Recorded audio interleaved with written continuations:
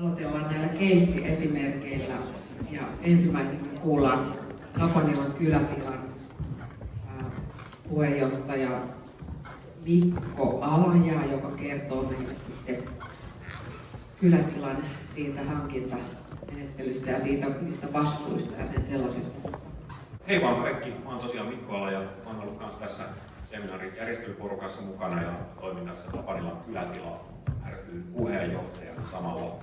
Mä kerron teille vähän Tapanilan kylätilasta ja kun ajatellaan sitä, että seminaarin nimi on Yhteisöt pelastavat tyhjät talot, niin tämä on case-esimerkki tämä Tapanilan kylätila tämmöisestä toiminnasta. Joo, eli Tapanila on alue Koillis-Helsingissä, radan varressa. Asutus on lähtöisin, no ei nyt mistään keskiajalta, siellä on ollut jotain eloa silloin, mutta nykyisessä muodossaan niin 1900-luvun alussa tämmöinen työläiskaupungin osa, paljon puutaloja, puutarhoja ja tämän tyyppistä. On sinne syntynyt sitten kerrostaloasutustakin sen jälkeen ja muuta. Ehkä tämmöistä tunnusomaista Tapanilan osalta on se, että suurin osa sinne rakennettavista uusista rakennuksista on sellaisia niin sanottuja vanhan näköisiä rakennuksia, niistä on vaikea sanoa uusia vai vanhoja, jotka on kunnostettu. Ja sitten toinen elementti on se, että yhteisöllisyys on semmoinen meidän supervoima, että sitä löytyy kyllä Tapanilasta. Ja meillä on tosiaan tämmöinen Tapanilan kylätila, joka on vanha koulurakennus. Se toimi kouluna vuodesta 1923 vuoteen 2014, jolloin opetustoiminta siellä lopetettiin ja se oli 4 vuotta tyhjillään se rakennus. Mutta heti siitä sulkemisesta lähtien silloin käynnistyi tämmöinen kansanliike alueella, jossa alueen osukkaat tiesi, että jos tämä jää kylmäksi tämä tönnä tässä näin, niin sehän menee ihan pilalle ja se hävitetään siitä ennen mitään. Haluttiin ryhtyä toimenpiteisiin siitä vanhan rakennuksen pelastamiseksi. Ja perustettiin tämmöinen yhdistys, joka sitten lähti neuvottelemaan kaupungin kanssa ensin rakennuksen ostamisesta, sitten ajauduttiin suunnitelmiin vuokrata sitä ja sitten taas oikeastaan loppupelissä palattiin siihen, että tehtiin sitten kiinteistökauppa. Ostettiin tämä rakennus. Ja meillä tosiaan on 2 tavoitetta. Pelastetaan tämä vanha koulurakennus, joka on tapanilaisille tärkeä, ja myöskin sitten edistetään tätä yhteisöllisyyttä tällä alueella. Ja on tuommoisia kaikenlaisia pieniä faktoja tuossa mun kuvassa näkyvissä, muun muassa tuommoinen 50 000 euron lätkä, se on meidän kiinteistön hankintahinta aikanaan. Eli tälle määriteltiin käsittääkseni jopa hieman muodollinen tällainen hinta. Mä en tiedä, oliko kyseessä menettely ennen näitä nykyisiä käytäntöjä, joissa sitten vähän vahvemmin seurataan näitä markkinahintoja, mutta mä haluaisin itsekin tietää, miten on sen vanhalle koulurakennukselle sitten arvioidaan joku hinta, että ei se ihan samalla tavalla mene kuin asuinhuoneistojen osalta tai talojen osalta tehdään. Se on vähän varmaan vaikeatakin hommaa. Samaan aikaan, silloin kun me ostettiin tämä, niin siinä oli tehty selvityksiä, että rakennuksessa olisi noin 880 000 euroa korjausvelkaa, johon me suhtauduimme rohkeasti ja emme ole käyttäneet näin paljon rahaa kiinteistön kunnostamiseen. Eli voi olla, että arviot oli vähän vääriä tai sitten me ollaan onnistuttu löytää sellaisia tapoja, että vanhaa säilyttäen myöskin niin ollaan päästy paljon halvemmalla. Kuinka paljon? No, nyt aika vaikea kysymys. Jos mä sanon, että ehkä 200 tonnia on sellainen niin summa, joka ainakin on mennyt rahaa. Mutta nämä on tämmöisiä, me on 8 vuotta oltu tässä tontilla niin sanotusti ja joka vuosi kaikenlaista on tehty, niin se on vaikea sanoa, että mikä se kokonaiskustannus tarkalleen on. Ja talkootöitä on tehty paljon, jos me lasketaan talkootunteja ja isketään niille joku hintalappu, niin sitten ollaan aika isoissa summissa. Tosiaan kaikki ymmärtää, että tällaisen rakennuksen hankinta, siihen liittyy tietty kustannus ja myöskin kun kyseessä on vanha rakennus, joka on ollut sitten vähän heikommassa kunnossa, niin sen kunnostamiseen menee paljon rahaa. Eli samaan aikaan me ollaan oltu sellaisessa asetelmassa, jossa tämä on tämmöinen tietynlainen liiketoimintamalli, mitä nyt tehdään siitä, että mistä saadaan rahaa, jotta voidaan kunnostaa ja korjata. Ja täytyy sanoa, että mä oon tuohon boldannut tuonne mun tuloja sarakkeeseen Helsingin kaupungin avustukset. Me ollaan asukastalo, Helsingin kaupunki antaa erittäin avokätisesti tukea tällaiseen toimintaan, jossa me järjestetään sitten kaikille kaupunkilaisille alueille toimintaa. Niin tämä on ollut semmoinen todella merkittävä tulonlähde. Kiitos Helsingin kaupungille tästä, sitä ei voi mitenkään ohittaa eikä ylittää. Mutta luonnollisesti sitten meillä on muita tulonlähteitä, jäsenmaksuja ja muita tämän tyyppisiä, mutta suurin osa rahasta sitten, tai sanotaan näin, että tätä kaupungin avustuksia me emme voi käyttää niihin korjauksiin, vaan se on siihen varsinaiseen toiminnan organisointiin sitten tuolla ja tämän tyyppiseen asiaan. Niin me ollaan sitten ihan tällaista maksullista kurssitoimintaa myöskin harjoitetaan sitten, jolla me kerätään varoja tämän kiinteistön kunnostamisen varten. Mutta tämä puoli on varmaan niin just se itsestään selvä asia, että pitää käyttää rahaa, pitää saada jostain rahaa, josta voi käyttää rahaa tähän yhtälöön. Se on toisaalta vähän niin kuin, se on tietysti elinehto tämmöiselle toiminnalle, jota me vanhatalo hankitaan, mutta se ei ole mun mielestä se semmoinen kohdakas puoli siitä. Meidän menestystarinamme, koska sitä sellaisiksi kutsutaan, Manilaissa kylätila on nyt erittäin hyvin lähtenyt lentoon tämä homma ja saatu konsepti toimimaan, niin siellä on taustalla ollut ihmiset ja se yhteisö. Jos ajatellaan, mikä meidän tämän seminaarin nimi on, niin yhteisöt pelastavat, niin sitä ne kirjaimellisesti tekevät. Eli ihmiset hyöttäytyvät yhteen, organisoivat tämmöisen kiinteistön ostamisen, organisoivat sen jälkeen remontteja, toimintaa, muuta tällaista. Kukin osallistuu omalla tavallaan. Jotkut maksaa vain sen jäsenmaksun, toiset ostaa pulla ja kahvin myyjäisistä tai jostain tapahtumasta. Jotkut tulee kurssille, niin poispäin. Jotkut voi vaikka lahjoittaa rahaa. Ja mä käytän tuolla tällaista termiä, että sijoita yhteisöön Helsinki. Mä koen, että nämä asukasosallisuusavustukset on juuri tällaisia, että on sijoituksia siihen yhteisöön. Siihen, että ikään kuin annetaan sitä samasta käyttörahaa siihen, että siellä pystytään sitten sitä toimintaa organisoimaan.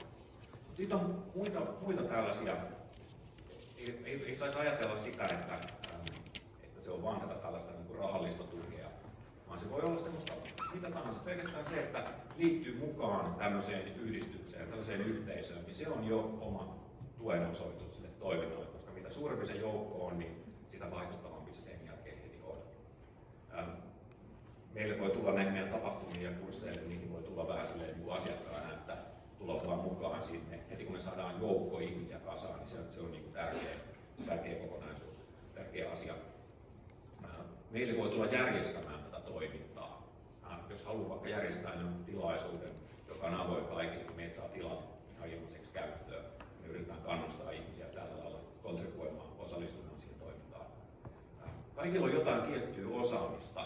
Vaikka jossain talkoissa, niin varmaan kaikki osaa maalata seinää tai jotain muuta tällaista tehdä, mutta on myös niitä ihmisiä, jotka on juristeja ja viestinnän asiantuntijoita ja IT-ammattilaisia ja laskentatoimen asiantuntijoita ja muuta tällaisia, niin meillä on monia tämmöisiä esimerkkejä siitä, että alueen asukkaat on antanut sen oman panostuksensa siihen, on se sitten vaikka LVI-suunnitteluun, niin kaikki tämmöinen säästää rahaa, ja jos se olisi joku muu taho, joka sitä tekisi, niin kaikista pitäisi erikseen maksaa. Eli tällä tavalla yhteisöt voivat kirjaimellisesti sitten rakentaa sitä onnistumista ja aikaansaantaa.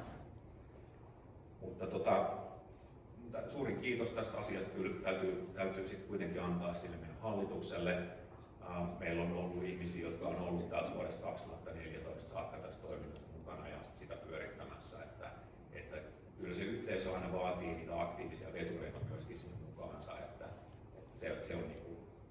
se on tärkeä elementti ja me ollaan oltu siinä onnekkaassa tilassa, että me ollaan saatu tähän yhteisöön mukaan sellaisia ihmisiä, jotka on sellaisia tekijöitä eikä vaan sellaisia hengailijoita niin sanotusti.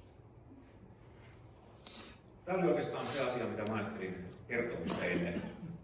Mä vastaan mielelläni kysymyksiin ja meihin saa aina olla yhteydessä. Meidän sivusto alakoulu.fi löytyy internetistä. Sieltä kautta voi kysyä lisää, löytyy yhteystietoja. Siellä on varmaan mun puhelinnumero jopa. Soittakaa ja kysykää, jos haluatte tarkempia tietoja.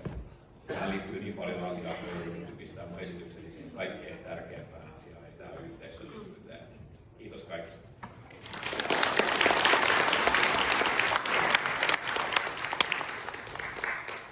No niin, kiitos. Kiitos Mikolle. Ja nyt tämän meidän tiiviin aikataulun vuoksi otetaan tähän väliin 2 semmoista lyhyttä keissiä. eli Hietsun paviljongista. Markku Koivusalo, toiminnanjohtaja, kertoo meille sellaisen hyvin tiiviin kertomuksen kohta ja sitten sen jälkeen Markun perään kuullaan Anna Ruvilasta eli Villa Annebergistä tuo tarina yhden kauniin kuvan kerran, niin Riitta Korhonen tulee sitten kertomaan sen ja sen jälkeen otetaan muutamia yleiskysymyksiä. Markun esitys on siellä ja ole hyvä Markku. Joo hei! Oho, mulla oli kova ääni, että varmaan tässä mikrofonia. Mä menen sitten vähän kauemmas. Joo.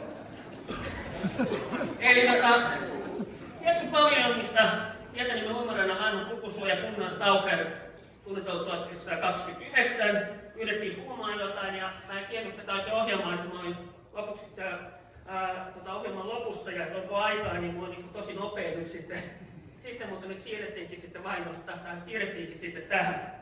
Eli Hietsun paviljonki ja mun nimi on tosiaan Markku Koivusalo, mä oon Töölön kaupungissa Töölön ryn puheenjohtaja tällä hetkellä Hietsun paviljonkin toiminnanjohtaja, eli pidän sitä toimintaa yllä ja sitten mulla on vielä tässä vähän sivuakateeminen rooli, mä oon pitkään ollut yliopistolla ja mä oon valtiotohtori ja dosentti sitten siellä.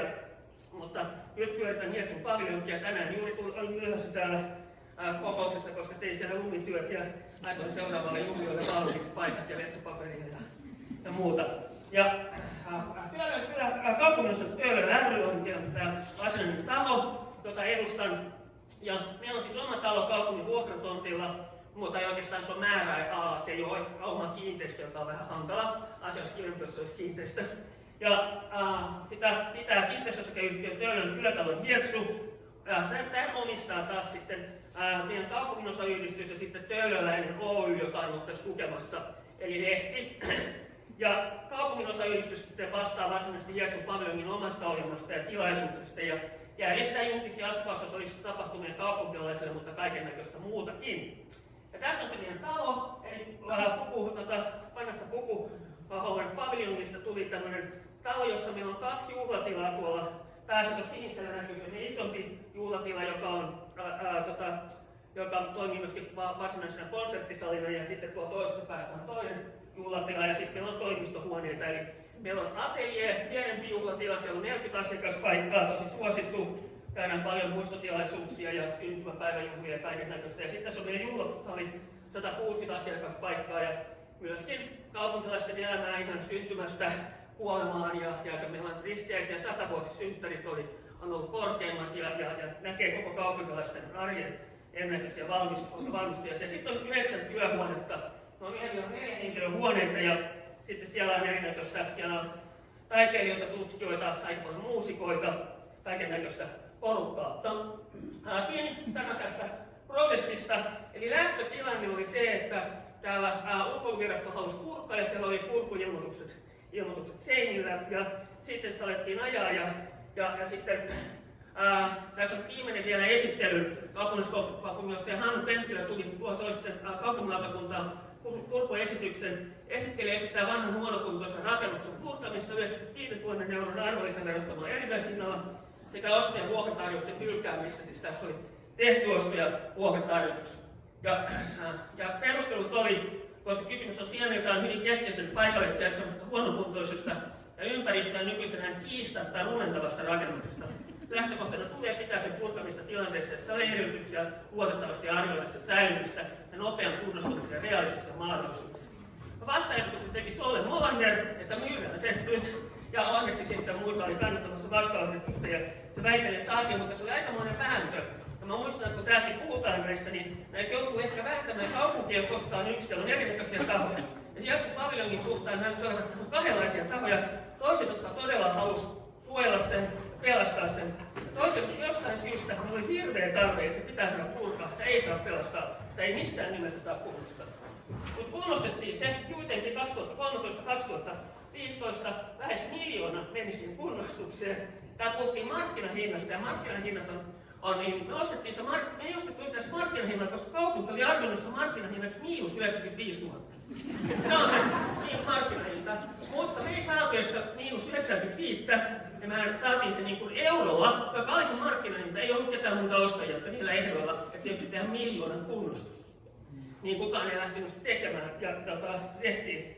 Ja sitten lopputulos oli, että loppujen lopuksi kuitenkin sitten kaupunki kiitti meitä tästä. Nämä on rakentamisen ruusu todella loistavasta työstä ja te olette pelastanut tämän, vaikka niin hankalaa se eka tuntui ja niistä oli mahdotonta pelastaa. Ja tästä nyt haluaisin esittää tähän vielä presidentaalisesti nyt 3 pointtia. Eli alku, toiminta, toteutus, rahoitus, ylläpito, sitoutuminen. Eli alkutoiminta, ja kun mä oon vähän valtio-oppia, niin liikkaan pidän poliittisen filosofian luentoja myöskin, niin mä nyt vielä Hanna Arendtin, joka puhuu siitä, että mitä on yhdessä toimiminen. Yhdessä toimimisella ainoalla vapaalla yhteistoiminnalla on aina alku ja tietyt periaatteet, mutta ei koskaan ennalta määrättyä lopputulosta, ja se ehkä pitäisi muistaa näissä. Ja kun insinöörit ajattelevat projekteja, niin näin ajattelevat, on tietty maali, mikä pitää suorittaa, mutta kun ne vapaa kansalaistoiminta, niin sillä ei ole sitä lopputulosta. Periaate oli talon pelastaminen. Me halutaan pelastaa tämä talo. Ja alku oli, että talon pelastuneesta tulevat ihmiset, kiinnostuneet ihmiset tulivat yhteen. Mutta lopputulos oli täysin ennalta arvaamattomuus. Siitä oli suunniteltu toimistorakennusta. Huippumuusikot pääsivät mennä taloon. Ja sitten tulikin valtionpalkittu konserttitalo, jossa yhtäkkiä ilmoitettiin, että se on edelläkävijä Suomen konserttimusiikkitarinassa. Kukaan ei ajatellut silloin suunnitelmissa, kun tätä tehtiin, että tässä tulisi tämmöinen konserttitalo ja meillä on hyvin paljon konsertteja ja se on meidän niin musiikki on yksi keskeinen osa meitä, mutta kukaan ei osannut suunnitella sitä silloin alusta. Ja tämä tulisi olemaan yksi keskeinen pätevyys. Sitten on toteutus, rahoitus. Järjestettiin paljon talkoita, oli iso määrä talkoita, kaikki talkoiluja ihmisiä tuli kiittävästi, se oli kiva. Mutta ei missään nimessä riitä kunnostuksia, materiaaleja tai niin iso prosessi, että se talkoot oli lähinnä tämmöinen niin hengen nostattaminen. Ja kuitenkin tämä on miljoonaprojekti, mistä rahat? Tämä oli ongelma. Kaupungilta ei saatu edes 95 000, joka on varannut purkuun. Ja ei voida houkutella pääomasijoittajia, koska itse on ikään kuin tietysti on yhteistyöllinen toimija, joka ei jaa voittoja omistajille. No mitä tehtiin? Saatiin korkeakokoisia lainoja sieltä täältä todella huonoilla ehdoilla, silloin vielä kun korot ei ollut mennyt alas. Ja yksityiset henkilöt oli tässä takajina ja rahoittajina ja myös rahoittajia. Ja tämä on vähän paradoksi, kun samalla tässä oli niin kuin vaadittiin tätä rahoitusta ja samalla oli vaatimus, että tämä pitää olla mahdollisimman yhteisöllinen hanke. Ja tästä mä viittaan nyt toiseen teoreetikkoon, Gregory Batesoniin, joka on kuuluisa kulttuuri- ja sosiaaliantropologia. Se on tämmöinen käsite kuin kaksoissidos tai double bind. Ja se on sellainen, jossa itselle esitetään 2 ristiriitaista viestiä samaan aikaan. Ja se aiheuttaa tämmöisen tietyn skitsofreenisen vaikutuksen. Se sanoo, että tee niin ja älä tee niin. Jos teille sanoo vanhempi, sanoo lapsille, tee näin ja älä tee näin. Niin lapselle tulee, mitä hänen pitäisi tehdä. Ja kaupungit oli vähän tämmöinen viesti. On oltava varat kunnostukseen ja ylläpitoon, mutta ette saa tehdä mitään tulosta. Ette saa ikään kuin tehdä minkäänlaista toimintaa, mutta rahaa pitää olla. Ja 2 vaihtoehtoa oli, että ikään kuin yleishyödyllinen ilmaiseksi tapahtuva toiminta, tai sitten vertautuu maksimaalista tuottoa hakevaan liiketoimintaan. Eihän kun näissä on ollut 2 ainoat vaihtoehtoja. Ja nyt mun pitää sanoa, että me yhdessä vaiheessa, kun me riidättiin meidän kahvilla vuokrista ja onko mahdollista tässä pitää, niin kaupungin yhdistystoimikunnan vetäjä sanoi, että yhdistyksen pitäisi maksaa talon menot jäsenmaksuina.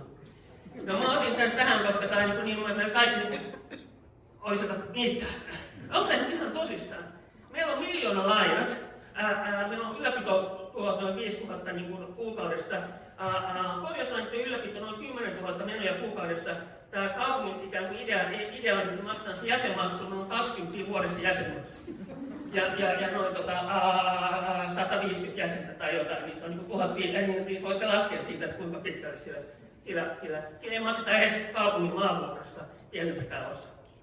Ja tässä on sellainen ajatusmalli, joka ohjaa nyt tätä, kun näitä vanhoja taloja tehdään.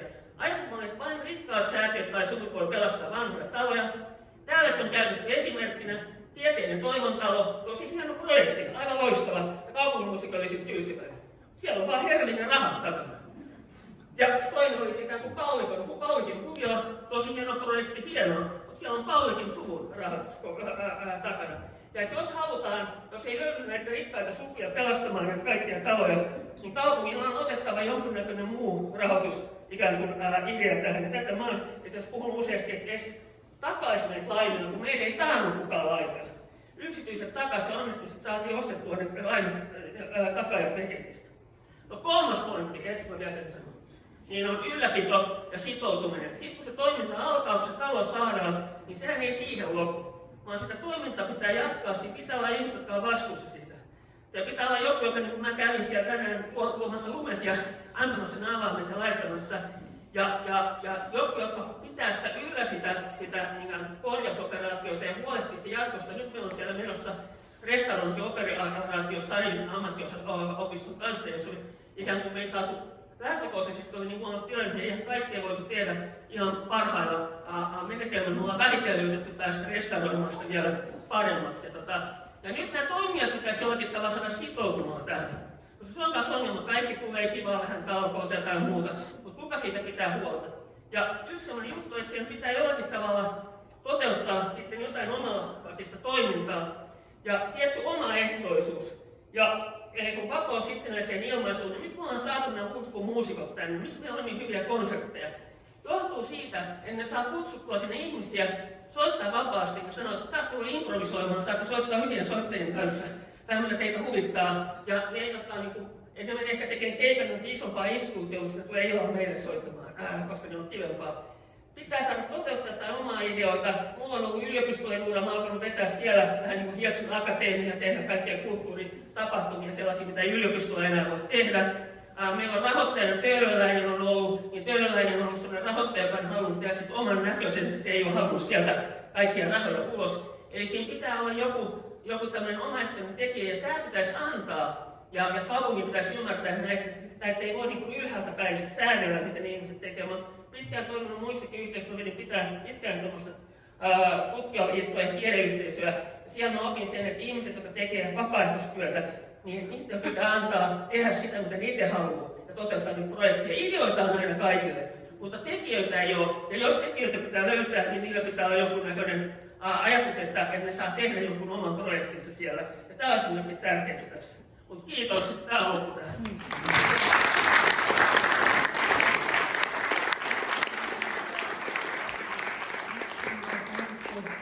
Tässä on tätä yrittäjähenkeä, mitä löytyy tuolta Töölöstä, mutta löytyykö sitä joka ikisestä Helsingin kaupungista? Se on eri asia, mutta toi lainan takaus mahdollisuusaloite on ilmeisesti menossa tuolla kaupungilla hyvää vauhtia eteenpäin. Juuri Tuomas Tanttari, mä en tiedä, onko Tuomas vielä täällä on. Niin voisi pari sanaa jossain välissä sanoa vaikka tämän esityksen jälkeen. Ja me kuullaan vielä Annalan huvilasta, joka on Arabian rannassa siellä. Syntypaikkoja Arabian rannassa,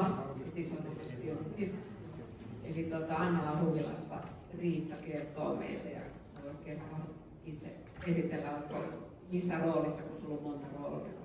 On niin monta roolia. Onko tämä nyt päivä ja kuuluu lähellä?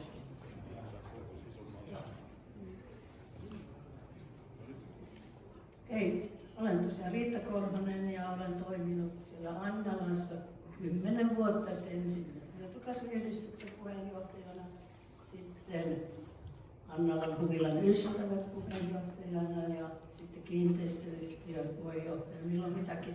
Että esimerkki ihmisestä, joka ei ole oppinut sanomaan ei, ja kiitoksena siitä ilmeisesti osittain nimettiin myös Stadin Friiduksi vuonna 2024.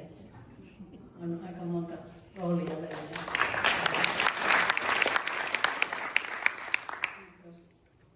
Joo, Annalan huvila tosiaan valmistui 1832 ja on tiettävästi Helsingin vanhin puurakenteinen huvila.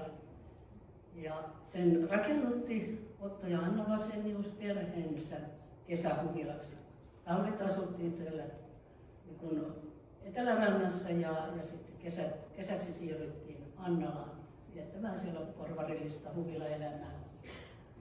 Otto oli jo silloin niin hyvin kiinnostunut kaikesta viljelyksestä ja kulttuurista, että hän rakennetti myös semmoisen oranseliin, eli talvipuutarhan, jonne siirrettiin sitten kasvit talvehtimaan, kun talvi saapui.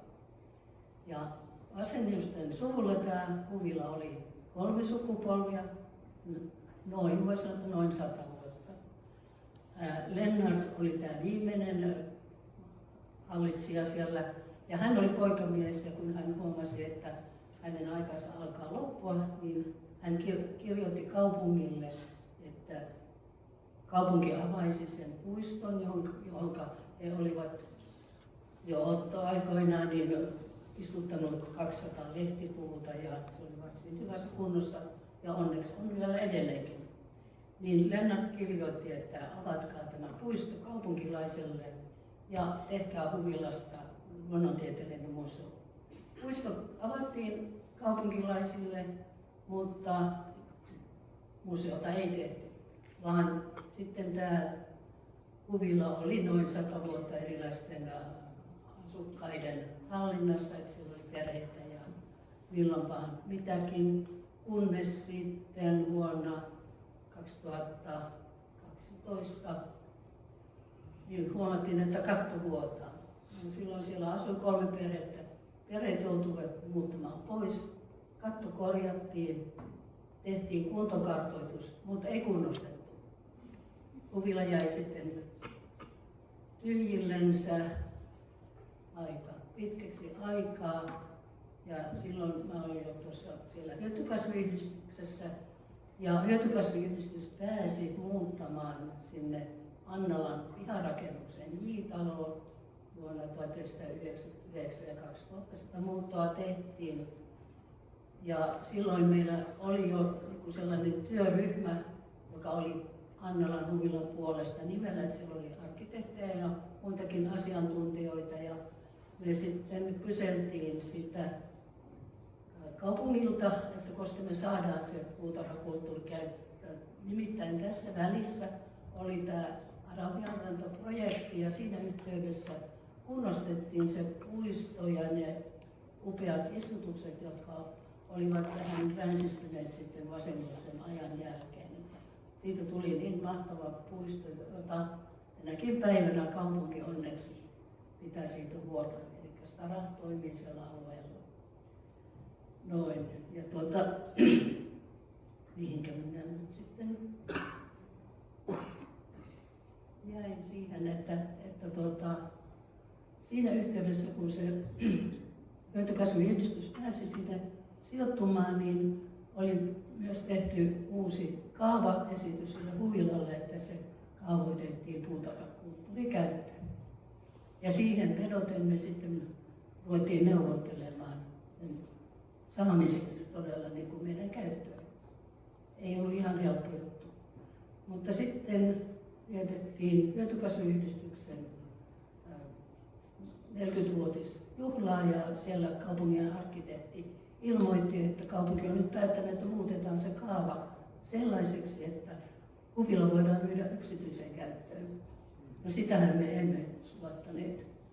Panin jo samana yönä nettiadressin Annalan Huvilan pelastamiseksi ja sitten kerättiin myös paperiadresseille nimiä ja saatiin 5000 nimeä ja kannatusta kaupungin museolta sen Huvilan säilyttämiseen, puutarhakulttuurille ja myös kaupungin osayhdistykset siinä lähellä kannattivat sitä, puolsivat tätä säilyttämistä ja näin ollen me saatiin kaadettua se jollain tavalla se kaavamuutos. Ja sitten jatkettiin neuvotteluja ja kaupunki sanoi, että okei, saatte sen käyttöön kun ostatte. 100 000 euroa, kiitos. No eihän meillä sitä rahaa ollut. Mutta meillä oli siellä yksi sellainen EU-projekti, siinä oli nuoria tyttöjä apuna, niin mesenaattikampanjalla me sitten saatiin vähän yli puolet siitä ostohinnasta ja loput neuvoteltiin sitten pankin kanssa lainaa ja perustettiin sitten. Kaupunki sanoi myös sen, että he eivät myy yhdistykselle, pitää olla yhtiö. No perustettiin sitten se yhtiö ja taas minä jouduin uuteen puheenjohtajan. Näin, ja se on kiinteistöosakeyhtiö Pro Anneberg, että sille me sitten neuvoteltiin se ostomahdollisuus vuonna 2017 ja sitten joulukuussa 2017 pankilakon aikana sitten pankinjohtajan kanssa siirrettiin rahat kaupungin tilille ja 2018 vuoden alusta lähdettiin sitten toimimaan siellä, että rahaa oli hankittava, mutta eihän yhdistys voinut ruveta hankkimaan sitä rahaa. Lyhytkasviyhdistys on koko maata käsittävä yhdistys. Perustettiin sitten Annalan Huvilan Ystävät ry, joka keskittyi sitten tähän rahan hankintaan eri tavoin, että siinä tehtiin monenlaisia istutuksia, myytiä, kaikenlaista ja tapahtumia ja niin päin pois. Ja sillä tavalla me sitten siinä junnattiin eteenpäin ja hankittiin paljon vapaaehtoisia sinne, että aloitettiin kahvilan toiminta siellä Huvilassa, että sunnuntaisin kahvila viikolla leivotaan, että näin tämä jatkuu edelleenkin. Ja sitten meillä oli myös nämä korjausvelvollisuudet, niin siihenkin sitä rahaa tarvittiin, niin otettiin vähän lisälainaa. Ja ensimmäinen velvoite oli korjata ulkoseinät. Tässä kuvassa näkyy just tämä tulos, mikä meidän mielestä on oikein onnistunut. Se on sekä korjattu että maalattu. Ja tässä, mikä aikaisemmin tänään tuli ilmi tämä Omastari-hanke, niin siinäkin tämä Huvila on hyvin esillä. Kiitos siitä Elina Nummi täällä paikan päällä, joka teki tämän raportin. Okei, no tiivistän sen, että tänä päivänä tosiaan siellä toimitaan vapaaehtoisesti. Vapaaehtoisia on noin parisenkymmentä, välillä vähän enemmän, välillä vähemmän. Ja pidetään sitä kahvilaa ja vuokrataan tilaa eri tarkoituksiin yhteisölle ja yksilöille. Ja pidetään myös juhlatilaisuuksia ja puutarhakulttuuri aiheinen esitelmäsarja on nyt aloitettu ja sitä jatketaan. Ja sillä tavalla porskutetaan eteenpäin ja onneksi olemme saaneet myös näitä huomionosoituksia, että tuli tuo kunniakirja kirjakaupungilta ja vähän remonttirahaa ja sitten jo tuossa ensimmäinen oli huomio tälle ostamiselle, niin oli tässä kulttuuriympäristöohjelmassa. Näitä tulee näitä kiitoksiakin ja kiitoksien avulla sitten jaksetaan taas suunnitella uusia juttuja. Ja tervetuloa vaan tutustumaan, jos ette ole käyneet, että sitä saa vuokrata edulliseen hintaan. Kiitos.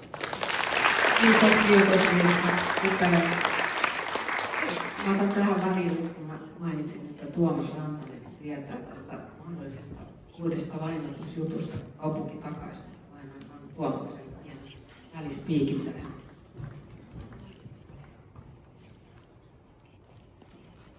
No joo, mä oon siis Tuomas Rantanen, mä oon ollut kaupunkipolitiikassa mukana tosi pitkään ja tämmöisten rakennushankkeiden ja vanhojen rakennusten kierrättämisen osaltakin erilaisissa jutuissa, mutta se mihin tuossa viitattiin, niin me ollaan tänäänkin kuultu aika monta kertaa, että kun kaupunki myy näitä kulttuuritoimijoille tai on rakennuksia, joissa toimii kulttuuritoimija tai asukasyhdistys, se myyminen yleensä kaatuu siihen, että näillä yhteisöillä ei ole itsellään minkälaisia vakuuksia tai pääomia ostaa sitä kiinteistöä.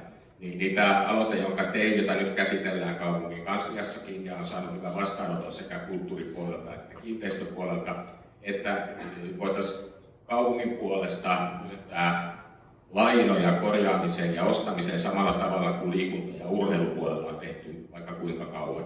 Tämä ei ratkaise kaikkia ongelmia, koska edelleenkin ne lainat pitää joskus maksaa takaisin, mutta jos ajattelee Hietsunkin tilannetta, niin kuin Markku kertoi, että jouduttiin erityisen epäedullisia lainoja hakemaan isoilla koroilla ja ihmetellä vakuuksia, joita yksityiset ihmiset joutuu ottamaan, niin tämän tyyppinen rahastomalli kaupungin puolella saattaisi olla yksi työkalu ratkaista tätä tilannetta, millä nämä yhdistykset pystyy sitten ikään kuin etenemään sekä peruskorjausasioissa että ostamisen suhteen.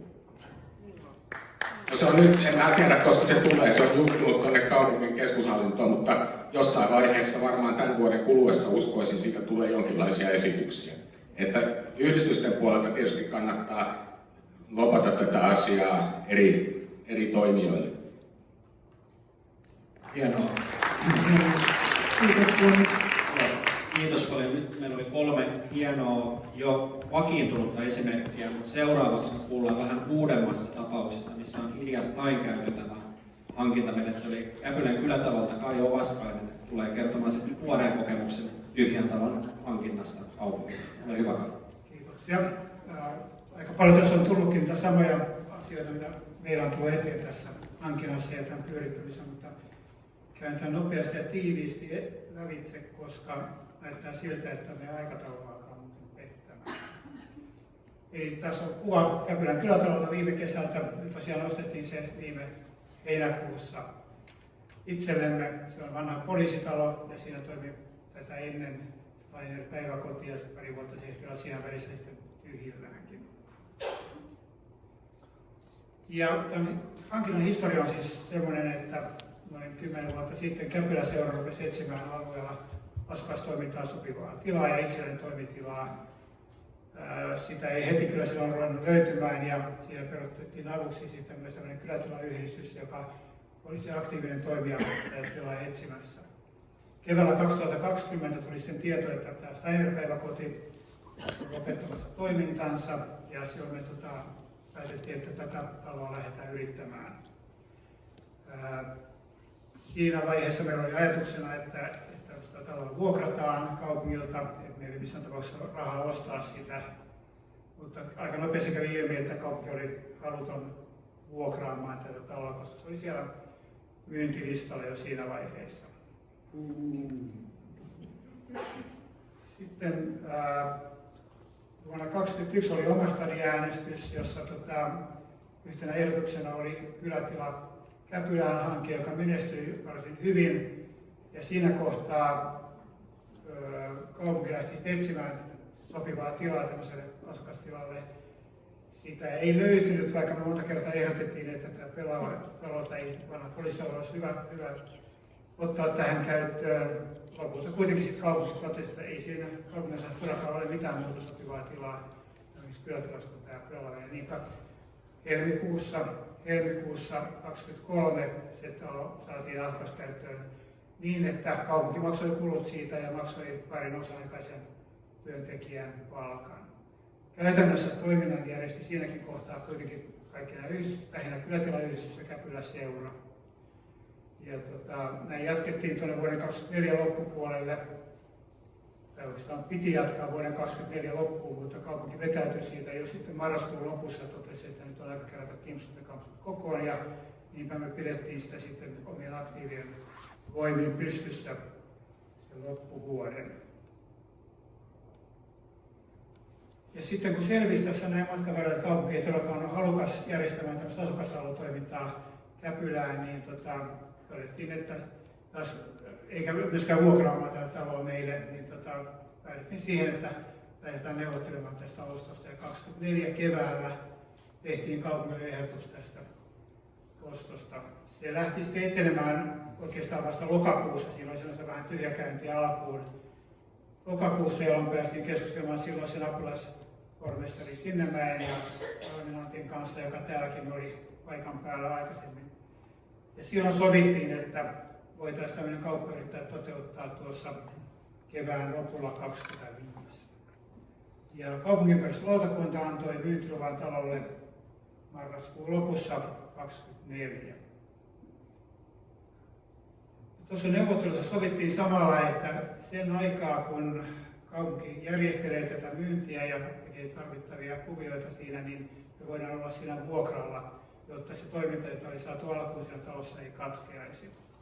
Joka siis se toiminta on hyvin samantyyppistä kuin näissä edessäkin esimerkiksi. Siellä on vapaata oleskelutilaa, siellä on yrittäjän runsas musiikkitoiminta, siellä on erilaisia kerhoja ja muun muassa tämmöinen melkoinen maanantaisoppa, maanantaisin tämmöinen yhteisruokailu, jossa saa tulla ilmaiseksi syömään itsekseen tai perheen kanssa ja maksaa vapaaehtoisen kolehdin siitä, jos siltä tuntuu.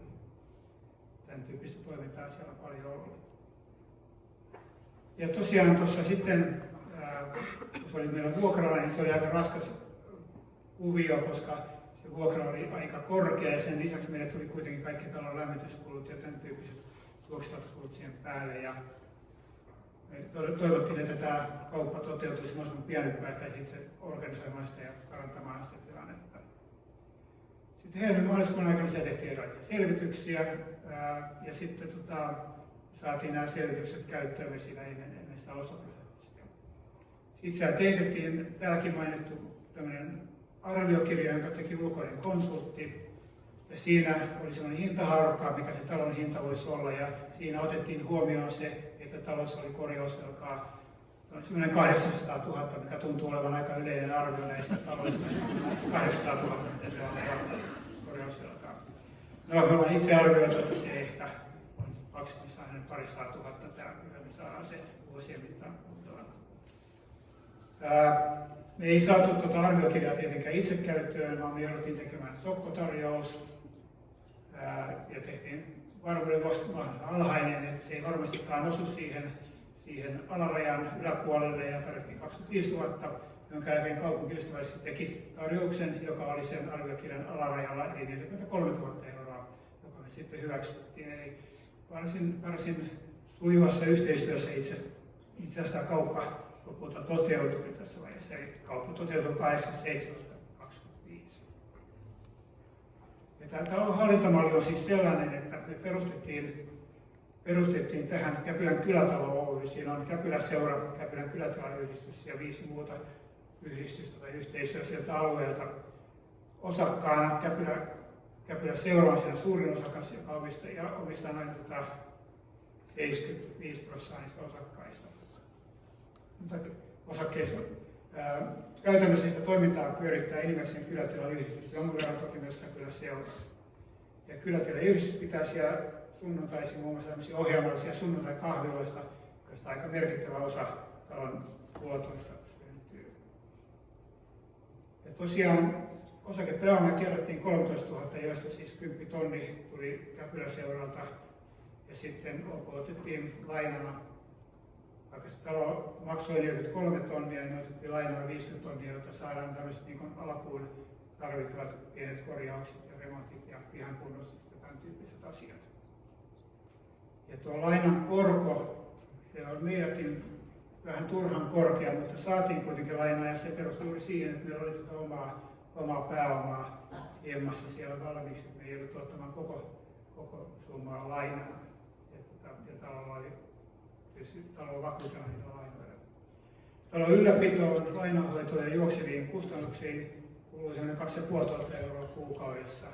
Ja lisäksi me varaudutaan tuleviin remontteihin. Me ollaan pystytty jo tämän vuoden aikana sellainen reilu 8 000 keräämään remonttirahastoon, jolloin kesällä 27 tarvitsisi maalata talo ja kesällä 28 tehdä kattoremontti siellä sitten.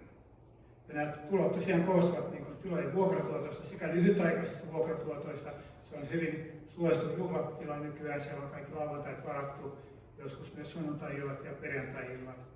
Ja siitä tulee ihan kohtuullinen vuokratuotto. Lisäksi meillä on nämä yhdistykset, jotka siellä toimii, niin maksaa omista toiminnoistaan silloin myös vuokraa, eli sinne kertyy sitä kautta ihan kohtuullisesti vuokratuottoja.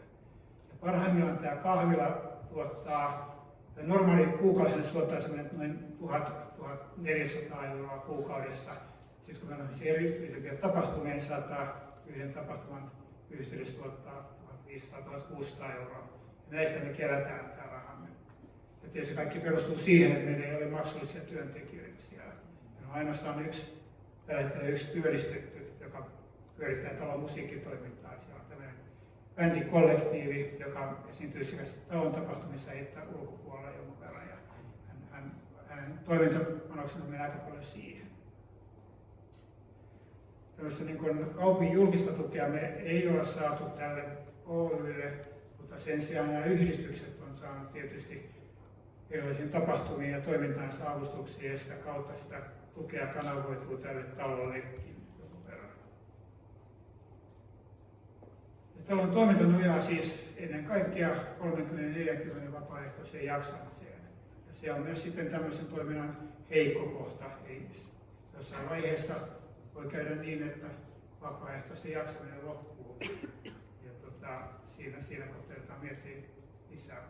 Ja sen takia on tärkeää, että tämmöinen toiminta koko ajan uusiutuu ja siihen tulee koko ajan uusia ihmisiä mukaan sen toimintaan, että ihmiset eivät kuulukin.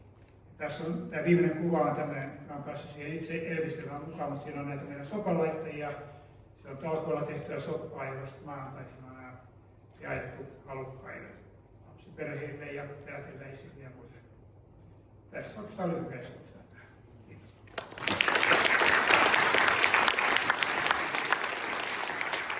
Kiitos paljon. Inspiroiva esimerkki Käpylästä siitä vaan tekemään. Sitten kuullaan tuosta ikihienoisesta Lapilahdesta ja Lapinlahden lähteen meiningistä ja operaattorimallista kertoo meille toiminnanjohtaja Ville Peltonen seuraavaksi. Joo, toi yleinen sekaannus. Haluaisin olla MM-sankari Ville Peltonen, mutta on siis Ville Pellinen. Ai, toimitusjohtaja myös tuli toinen. Se on, mä otan tuon ilolla vastaan. Tosiaan en kerro Lapinlahden historiasta tänään sen enempää. Jos kiinnostaa, ja uskon, että kiinnostaa, niin käykää lapinlahden lähde.fi tai tulkaa juttelemaan mulle tässä seminaarin jälkeen. Mutta me ollaan kuultu tänään esimerkkejä kohteista, jotka on ollut enemmän tämmöisiä niin kuin ehkä pienempiä kohteita ja jollain tavalla potentiaalisia ostokohteita, mutta tänään kuulette nyt Lapinlahdesta, jossa toimii paremmin niin sanottu operaattorimalli. Eli ei ole mielekästä ajatella, että kansallinen kulttuuriperintö, Suomen vanhin psykiatrinen sairaala myytäisiin yksityiseen käyttöön, vaan se on ilmeistä, että sen täytyy olla julkisesti omistettu, mutta se ei automaattisesti tarkoita sitä, että julkisen sektorin täytyy pyörittää toimintaa siellä, että siihen sitten sopii hyvin tämmöinen operaattorimalli. Ja mä hyppäänkin itse suoraan näihin kokemuksiin ja oppeihin yli tuon historiakertauksen. Eli täällä on aika samoja elementtejä Lapinlahdessa kuin on ollut näissä muissakin keiseissä. Operaattorimallilla siis tarkoitetaan lyhykäisyydessään sitä, että me käytännössä kaupungin puolesta hallinnoidaan Lapinlahden lähteellä vuokralaistoimintaa ja sitä tilojen ylläpitoa. Ja siinäkin on tosi tärkeää, että meillä on taustalla tämmöinen sitoutunut ja pitkäjänteinen sekä arvo- ja missiopohjainen kansanliike. Sitä on lähdetty synnyttämään jo sairaala-aikana 80-luvulla. Sen pohjana on Pro Lapinlahti mielenterveysseura ja sen ympärille on kasvanut sitten tuhansien ihmisten kansanliike, jolle Lapinlahti on tosi tärkeä. Et siitä joukosta me ollaan saatu nimenomaan tätä talkoo-henkeä, mikä on ollut näissä muissakin kohteissa hyvin paljon läsnä. Ja samaan aikaan, vaikka tässä on ollut monenlaisia monipolvinen saaga, on ollut taistelua, on ollut barrikadeilla oloa, niin meillä on ollut koko ajan vaikuttavuus ja kehitysorientoituneisuus tässä tekemisessä. Eli aina muistetaan, että Lapinlahti on jotain varten. Siellä täytyy tuottaa hyvinvointia, mielen hyvinvointia, taidetta, kulttuuria, pienyritystoimintaa. Eli me ei olla siellä oltu vain itseämme varten, vaan siellä tämä kansanliike on nimenomaan koko ajan työskennellyt sen eteen, että siellä alueella tehdään jotain kaupungille ja kaupunkilaisille hyödyllistä. Ja samalla, kun ollaan haettu vaikuttavuutta, niin toiminta on hallitusti ammattimaistettu tässä vuosien varrella, eli ollaan lähdetty hyvin vapaaehtoistalkoopohjalta liikkeelle, mutta tänä päivänä meillä on ihan täysiverinen tämmöinen hybridiorganisaatio, jossa meillä on järjestötoimintaa, meillä on osuuskuntaa, meillä on säätiöitä, meillä on osakeyhtiöitä, että me pystytään pyörittämään taloudellisesti järkevällä ja ammattimaisella tavalla tätä Lapinlahden sairaalaa ja tulevaisuudessa toivon mukaan muitakin kohteita. Ja tosi tärkeää on meille myös tämmöinen ekosysteemimäinen ikään kuin verkostoajattelu, mikä tarkoittaa, että me ei yritetä tehdä kaikkea itse, vaan tämä seminaari on tosi hieno esimerkki. Täällä on meille tosi tärkeitä arvokkaita kumppaneita, keiden kanssa me voidaan kehittää sekä meidän sisältöä, tätä mielenterveys-, taide- ja kulttuurityötä ja yritystoimintaa eteenpäin, ja voidaan myös ammentaa oppeja, että miten näitä kohteita kannattaa ylläpitää. On se ihan konkreettista vaikka talojen korjausta tai sitten jotain konseptimielessä, että mitä siellä Lapinlahdessa vaikka kannattaisi tehdä. Ja mistä me ollaan tosi iloisia tämänkin seminaarin myötä on se, että meillä on Helsingin kaupungin kanssa tosi hyvä nykyinen syvä yhteistyö. Ei se ole aina ollut niin, ollaan tässä oltu vähän tukkanuottisillakin vuosien varrella.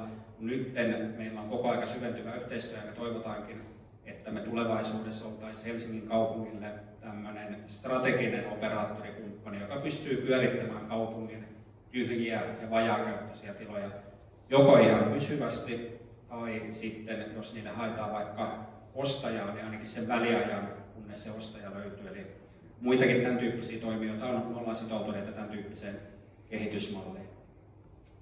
Ja taustana kuitenkin on koko ajan tämmöinen yhteiskunnallinen yrittäjyys ja radikaali avoin verkostokehittäminen. Eli me ei tehdä tätä yksityisen liikevoiton tavoittelun hengessä, vaan me halutaan pitää Lapinlahtea kunnossa tuleville sukupolville ja avoimena kaikille.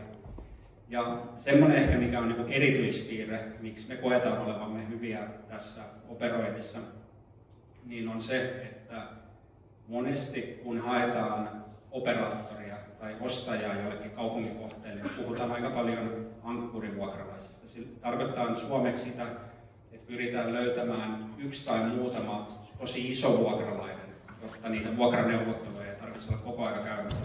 Me ollaan tosi hyviä siinä, että meillä on satoja vuokralaisia, ja me pystytään pyörittämään tämmöistä yhteisöhallintaa, monen sadan vuokralaisen alati vaihtuvaa vuokralaiskantaa. Me ymmärretään, että kiinteistösijoittajan logiikalla toimivat toimijat ei näin halua toimia, koska se on aika raskas malli ja keneltäkään yksittäiseltä vuokralaiselta ei saa hirveän isoa vuokratuottoa. Meillä on tässä toiminnassa kriisinsietokykyä, resilienssiä, koska me ei olla riippuvaisia mistään yhdestä vuokralaisesta ja me myös sillä tavalla pystytään aika joustavasti ottamaan käyttöön erilaisia tiloja, koska me voidaan ottaa hyvin pieniäkin tilakokonaisuuksia käyttöön, että ei tarvitse olla pelkästään isoja halleja. Ja meille on syntynyt tähän simppeli organisaatiomalli, niin kuin tähän niiden vuokrausoperaattoritoimintaan. Meillä on myynti- ja vuokraustoimintaa, meillä on kiinteistönhuoltoa, meillä on viestintää ja markkinointia ja vaikuttamistyötä. Mutta sitten meillä on tässä taustalla tämmöinen monimutkaisempi hybridiorganisaatio, niin kuin kuvasin, että meillä on osuuskuntaa, säätiötä, järjestöä, yhdistystä, vapaaehtoisia, kansanliikettä, eli siihen me kannustetaan myös kaikkia muita. Että ei kannata miettiä, että nyt perustamme vain osakeyhtiöitä, vaan perustakaa siihen järjestöjä, vaikka säätiökin taustalle, niin teillä on sitten kykyä esimerkiksi hakea erilaisia rahoituksia.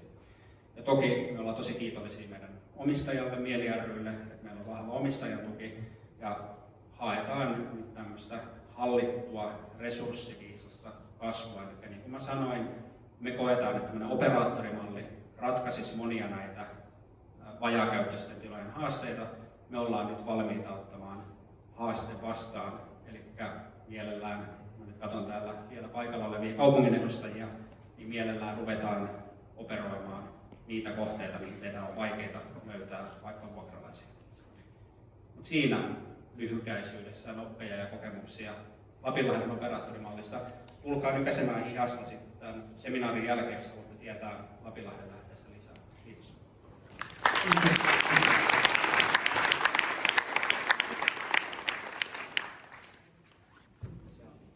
Mä hyppään takaisin tähän juontajan rooliin Lapinlahden lähteeltä. Mä seuraavaksi juonnan sisään meidän akatemiamaailmasta, tutkijamaailmasta, akatemiatutkija Sanna Tirkkosen.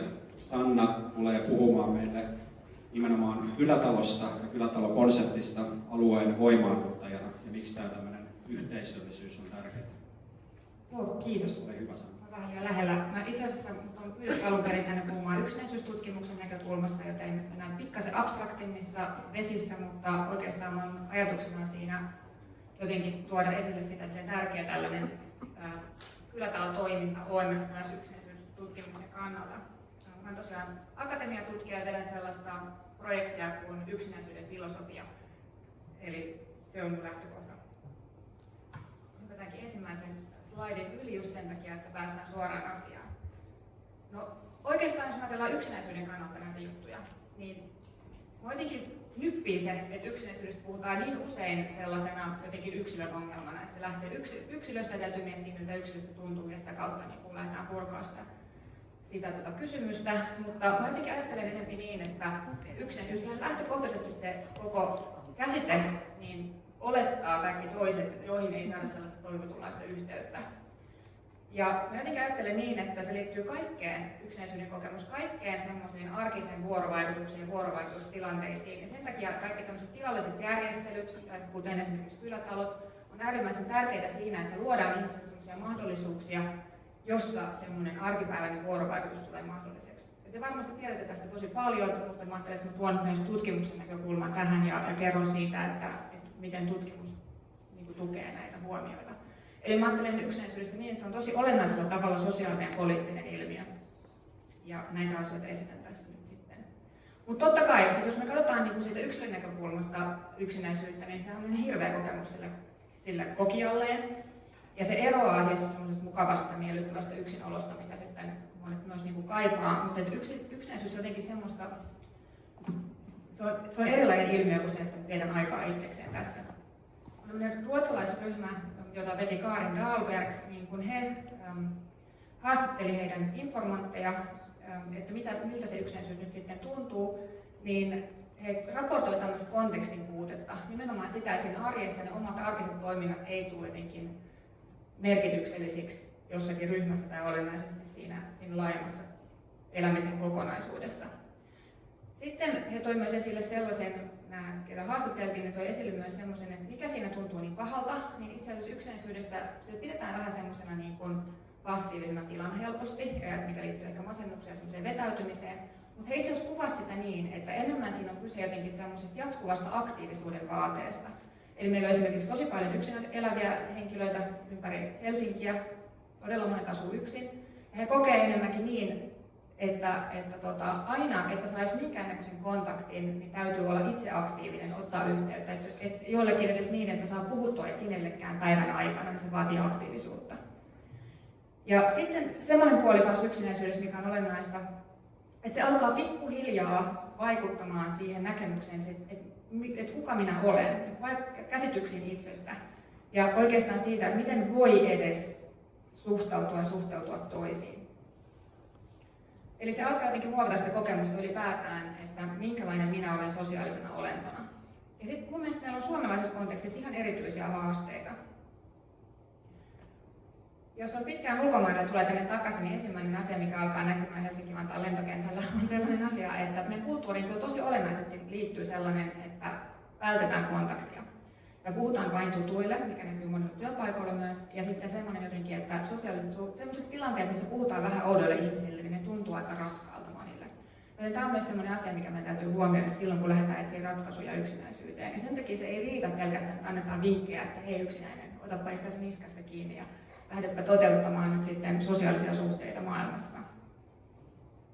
Ja mä olen tosi onnellinen ja jotenkin iloinen siitä, että viime vuosina myös yksinäisyystutkimukseen on tullut tällainen niin kuin näkökulma esille. Esimerkiksi tämä viime vuodelta tämmöinen Social Connection in Everyday Spaces, jos otetaan just nimenomaan se näkökulma, että miten päästään niin kuin eteenpäin siitä yksinäisyyskeskustelusta ja ruvetaan miettimään just sitä, että miten niin kuin meidän pitäisi yhteiskuntana organisoitua ja uudestaan rakentaa tätä yhteiskuntaa, jotta voitaisiin löytää ratkaisuja yksinäisyyteen. Ja tässä on edes tehty muualla kuin Suomessa tämä tutkimus, mutta että esimerkiksi tässä johdantotekstissä niin viitataan tämmöiseen Melbourneissa tehtyyn tutkimukseen, jossa kysyttiin yhden asuinalueen henkilöiltä, että niin kuin ylipäätään yksinäisyydestä, että kokeeko se sitä ja miltä tuntuu, mitä he niin kuin kertoo siitä koko omasta tilanteestaan. Ja Melbourneissähän se kaupunkirakenne on sellainen, että asutaan usein taloissa, nimenomaan tämmöisillä omakotialueilla. Ja mun mielestä se on niin paljon yhteneväisyyksiä esimerkiksi siihen tilanteeseen, mistä on puhuttu Puistolassa tänään aikaisemmin. Ja sitten he konstruoi tässä niin kuin heidän tutkimusdatastaan niin tämmöisen niin kuin tyypillisen esimerkin. Meillä ei tietenkään ketään keskimääräistä ihmistä, ihmiset tuntee yksinäisyyttä tosi monilla eri tavoilla. Mutta he otti esille tämmöisen, että mitä sieltä datasta löytyi sellainen, että kuka voisi olla tällainen niin tyypillinen tapaus. He kutsuu sitä tyypillistä tapausta Emmaksi. Useinhan ajatellaan, että yksinäisyys erityisesti koskisi vanhuksia, ja varmasti näin myös on, koska on niin monenlaisia erilaisia yksinäisyyden muotoja. Mutta tässä tuli ilmi, että se tyypillinen tapaus oli tämmöinen 18-vuotias nainen, joka asuu yksin. Ja hänen tilanteensa on sitten semmoinen tämän konstruoidun Emman, että hän tekee tosi paljon töitä, hän ei ole enää missään kouluyhteisössä eikä hänellä ole lapsia, ja hänen aika on tosi kortilla. Ja oikeastaan kaikki rahat menee sitten ruokaan ja elämiseen. Siellä missä hän asuu, niin hän asuu siellä siksi, että hän on ylipäätään varaa asua siellä ja hän on sieltä kotoisin.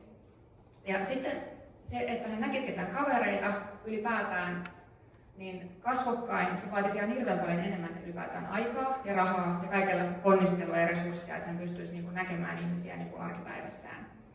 Ja sen takia kontaktit oikeastaan sitten on suurimmaksi osaksi sosiaalisessa mediassa. Mutta se, mikä tässä oli jotenkin tosi mun mielestä kiinnostavaa, oli se, että ylipäätään hän hahmotti sen niin, että miten yksinäisyys pitäisi ylipäätään määritellä. Niin, että se koko rakennettu ympäristö luo ne olosuhteet sille, että miten se yksinäisyys, minkälaisessa kokemuksessa se rakentuu.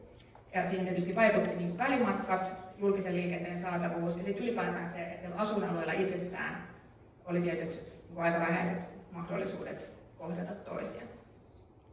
Ja tähän väliin ehkä haluan sanoa vielä semmoisen, että mä oon kasvanut Puistolassa, ollut siellä lapsena ja sitten muuttanut keskustaan sieltä ja hyvin varhaisessa aikuisuudessa ja on hyvin monta kertaa Puistolaa kutsunut kuolevaksi nukkumalähiöksi.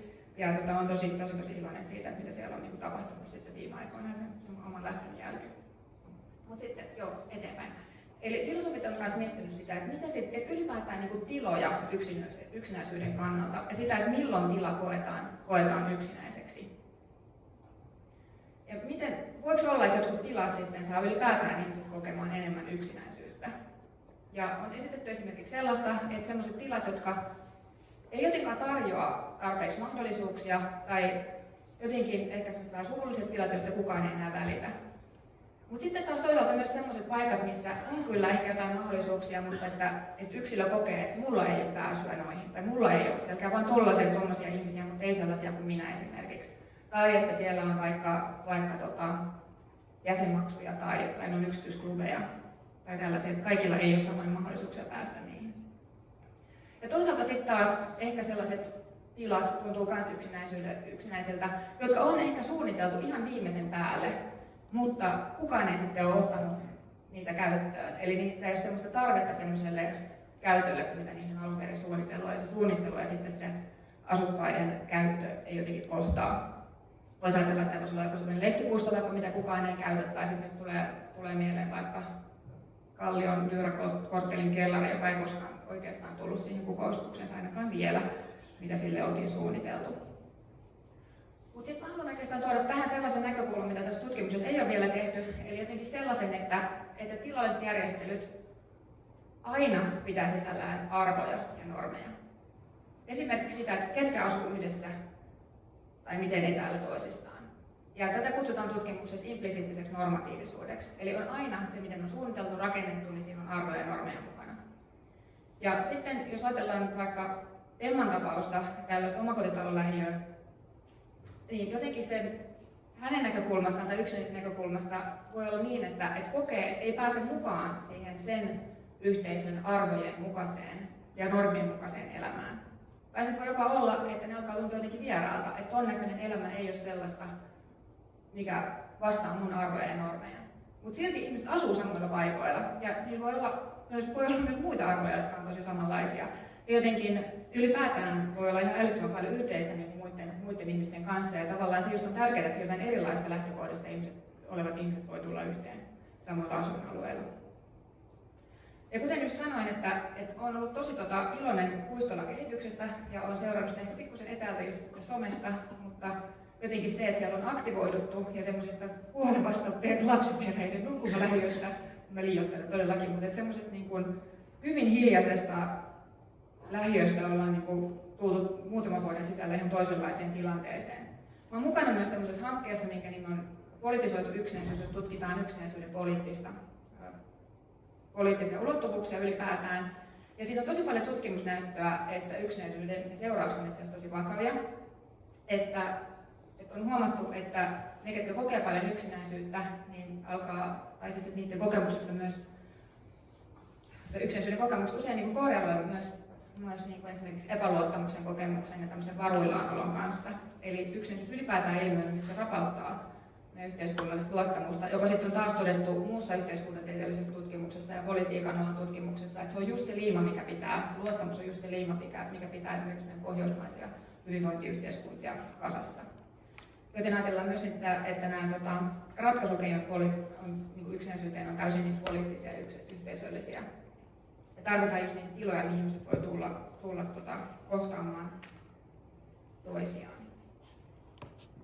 Ja nyt sitten mennään alueen teemaan, kylätaloalueen voimaanottajana. Ja tässä ei ole näistä historiallisista kohteista mitään esillä, vaan ihan muumitalo. Ja vähän pyydettiin sitten, voitko sanoa muumeistakin muutama sana, mutta en tiedä miten tähän esitelmään nyt saan niitä laitettua. Mutta meille kaikille on tuttu, ainakin suurimmalle osalle on tuttu se, että miten muumitalo on järjestynyt tämmöisenä ehkä kylätalomaisena kokonaisuutena, jonne nämä hahmot, jotka tulee tosi erilaisista lähtökohdista omine ongelmineen ja ihan jokainen niistä jollakin tavalla itsenäisesti elää sitä elämää ja yksin vetää menemään. Ja ne tulee sinne muumitaloon, koska jossa on ovet auki, mutta se on paikka, jonne voi mennä vaikka just tuntis ketään. Mä sanoisin, että suomalaisuuden ominaispiirteistä, joka musta tuntuu olevan semmoinen, että ei jutella oikeastaan kellekään muille kuin ne, ketkä tunnetaan, tai ei edes tervehditä kuin niitä, ketä jotenkin tunnetaan tai kuuluu johonkin samaan kontekstiin.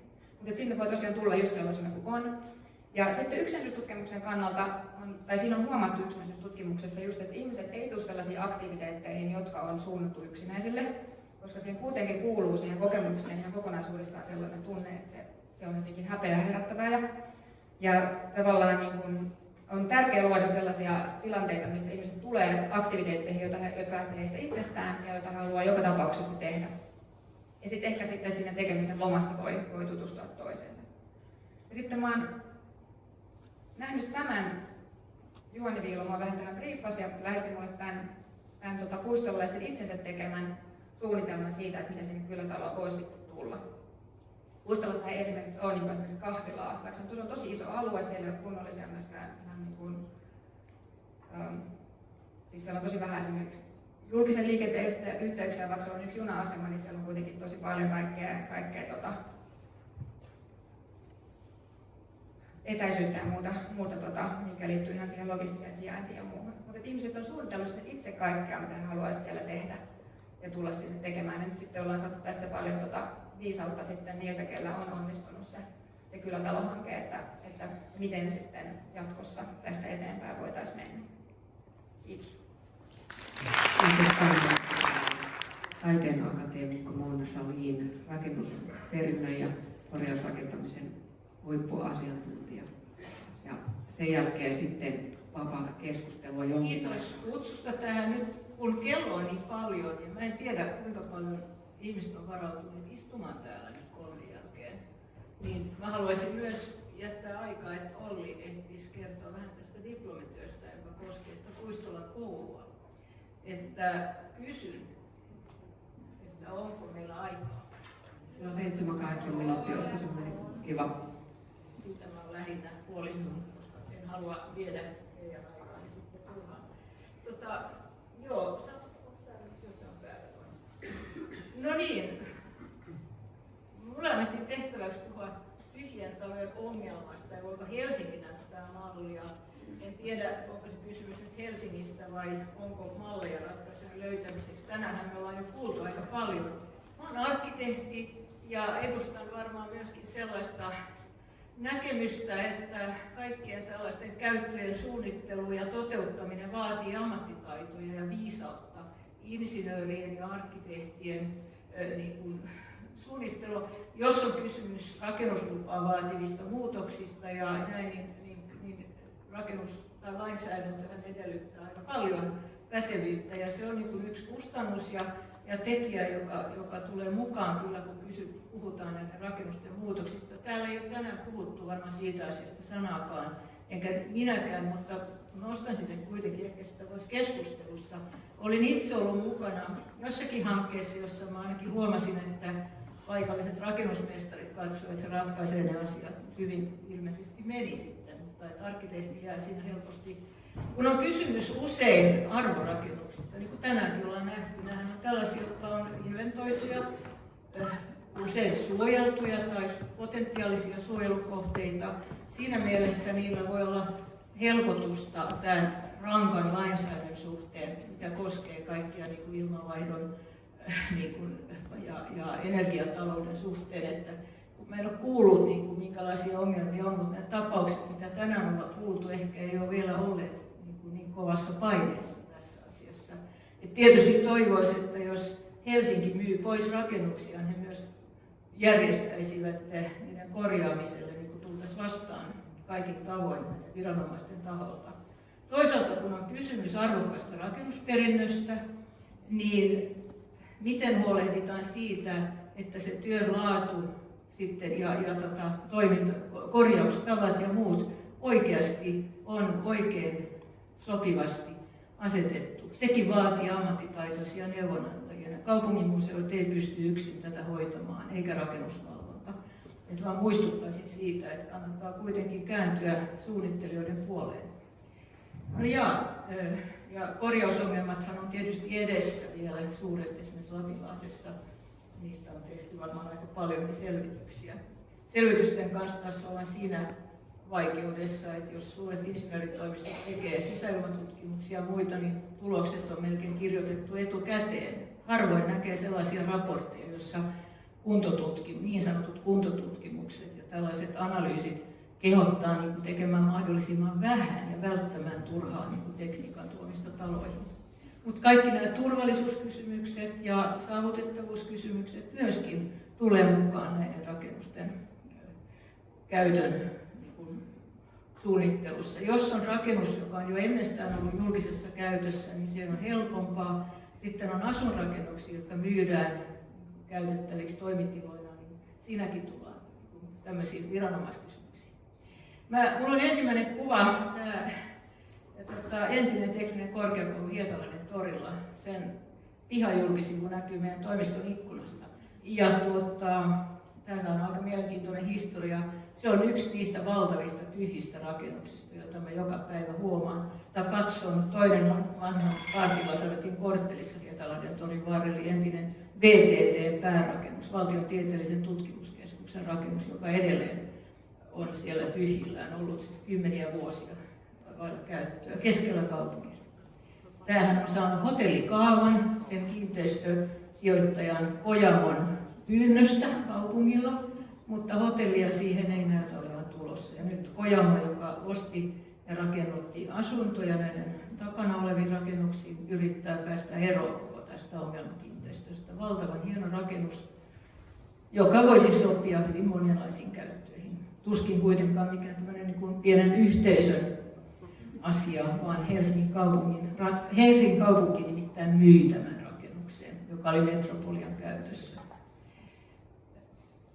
Toinen kohde, johon olen törmännyt työni aikana, on tämä Käpylinna, siis oikea Käpylinna, ei se väliaikainen päiväkotirakennus, joka nyt on nimeltään Käpylinna.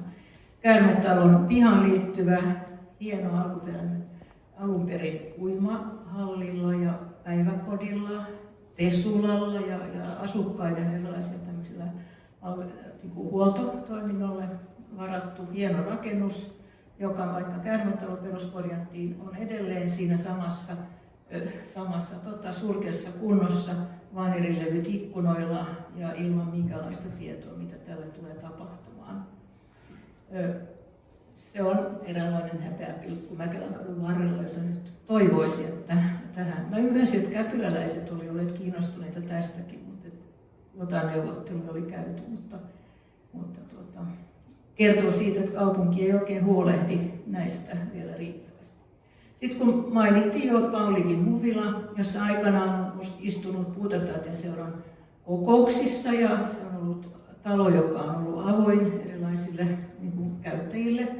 Ja nyt sen jälkeen, kun se sitten myytiin rikkaalle suvulle, tietysti, joka oli aikoinaan myynyt Huvilan kaupungille, niin hieno korjaustyö aivan varmasti kaikin tavoin. Ja siinä tulee ilmeisesti kellariin pieni kahvila, mutta koko talo on muuten siis Paulikin suvun omassa käytössä ja se ei tule olemaan yleisölle auki.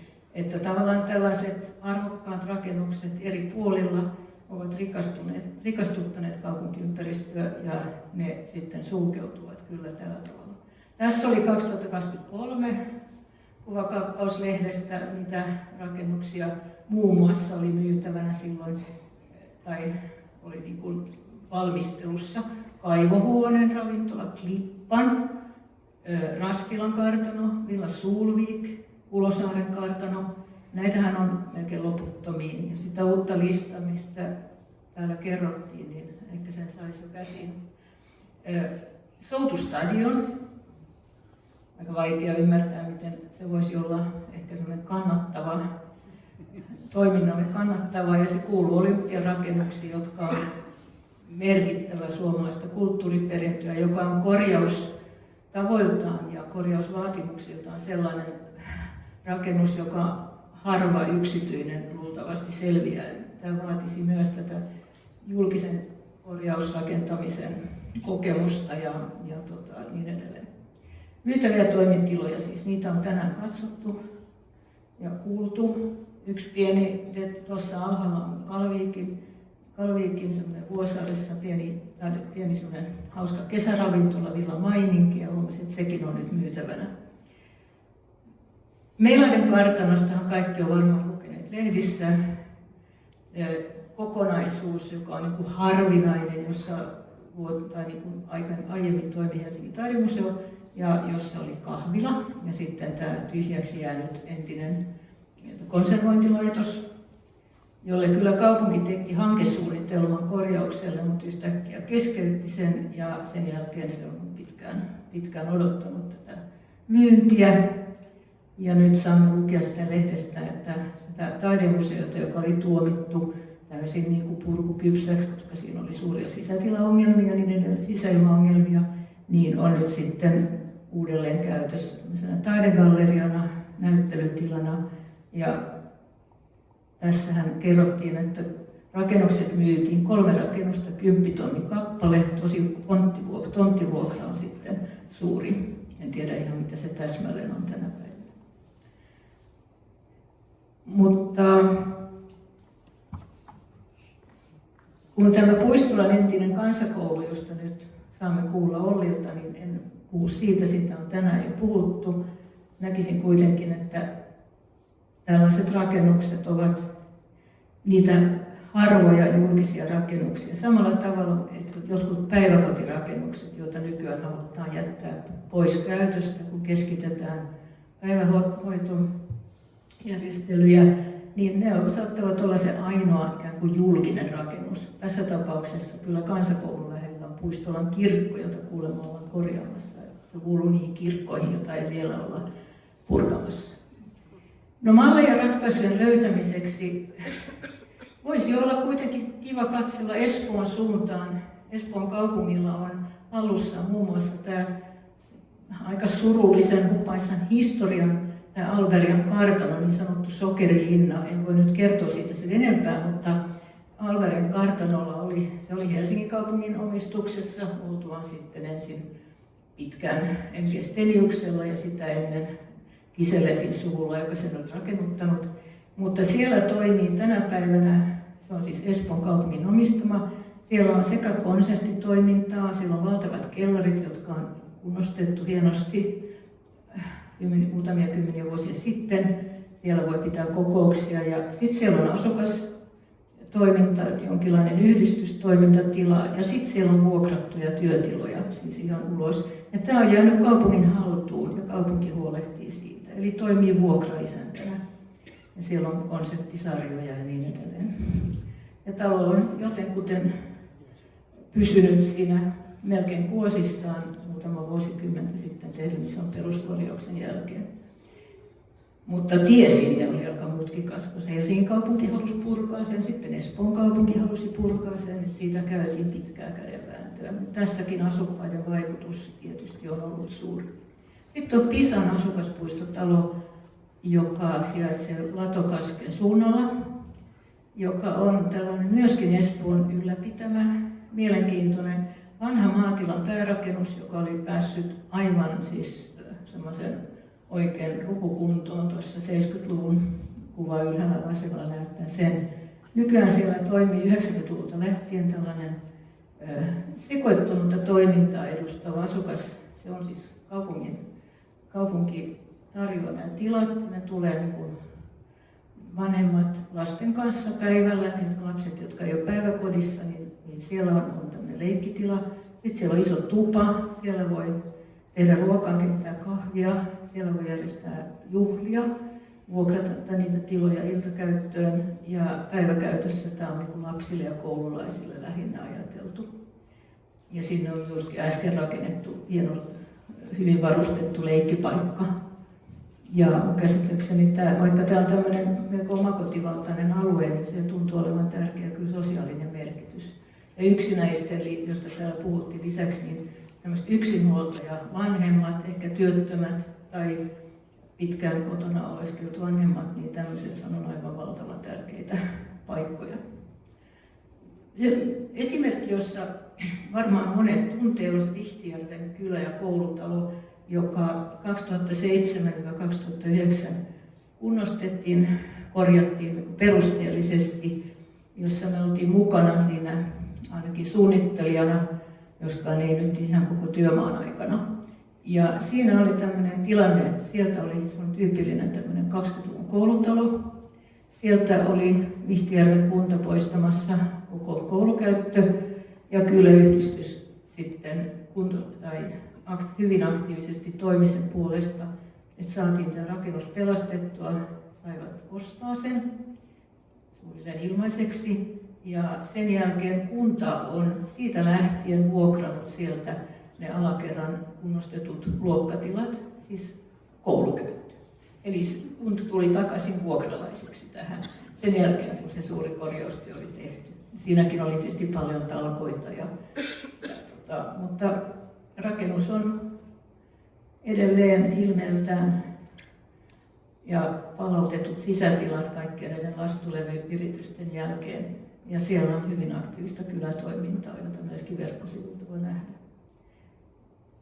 Ihan lopuksi sitten törmättiin, kun meillä on ollut näitä pohjoismaisia rakennusperintökoulutuskursseja, siis jatkokoulutusta, niin tämmöinen Hallandsmodellen, josta nyt ei tänään, se on 90-luvulla alkanut aloite, joka melko pitkään toimi, siis Etelä-Ruotsissa Hallandissa, siinä Göteborgin suunnalla. Se oli läänin antikvaari ja sitten tämmöiset työllisyysrahoitusta ja muuta. Tämmöinen yhdistelmämalli, jolla pyrittiin työllistämään siis työttömiä nuoria rakennusalan, se oli niin kuin lama-aikaan, rakennusalan eri tekijöitä korjausrakentamiseen. Oli kartoitettu, mitä kaikkea oli sellaisia niin sanottu tarpeettomia rakennuksia, joilla oli kuitenkin tämmöinen niin kuin säilyttämisen tarve. Ne oli ehkä jopa hyvinkin arvokkaita, mutta ei ollut käyttöä. Ja sitten siinä käynnistyi tällainen prosessi, jolla ne niin kuin muutaman vuoden aikana kymmeniä rakennuksia sai korjattua hyvin paljon tällaisella ikään kuin työllisyysrahoilla ja koulutusmallilla ja sitten eteenpäin vuokrattua. Totta kai silloin, kun rakennus on saatu kuntoon, niin silloin on melko helppo löytää käyttäjä. Jostain syystä tämä ei ole niinkään sitten 2000-luvulla jatkunut, mutta ainakaan voi katsoa vähän taaksepäin, että löytyisikö sellaisiakin malleja. Mä palaan siihen, että mä olen sitä mieltä, että julkisen rakennuskannan omistajat kyllä voisivat myöskin harkita rakennusten pitämistä ja niiden arvojen mukaisen korjauksen suorittamista ja sitten vuokraamista ulos näiden kaikkien yhteisöllisten hankkeiden rinnalla. Kiitos.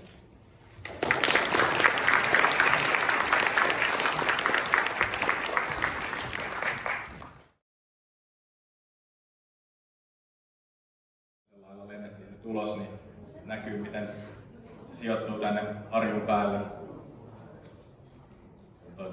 Harju on mahdollistunut muun muassa laskettelutoiminnan koulun lapsille aikoinaan, niin kuin tässä kohta näkyvässä arkistokuvassa näkyykin. Nykyisillään tässä paikassa sijaitsee toinen ala-aste. Tuolla myös kuriositeetti näkyy noin tuuletusaukot, jotka on laitettu tuon IV-remontin kanssa umpeen 2005. Mikä oli vähän kysymysmerkki meillä olisi, että missä kunnossa sitten rakennuksen kellari on, että se on laitettu umpeen ilkipallon takia ja siellä ei kukaan ollut vuosiin käynyt. Mutta me päästiin siinä sitten käymään, kun avattiin se porakoneella ne levytykset, mitä siellä oli, ja nyt mennään tämmöisellä virtuaalisella hissillä sinne alas kellaritiloihin. Siinä näkyy 80-luvun Järvisen sukset, on vieläkin tallella siellä. Täällä ei ole päässyt ilkivallan tekijöiden jälkiä vielä korjaamaan, mutta siivouksella toikin tila saataisiin hyvään kuntoon. Ryömintätila oli ihan täysin kuiva, joten rakennus on hyvässä kunnossa, mutta vaatii kiperästi toimenpiteitä.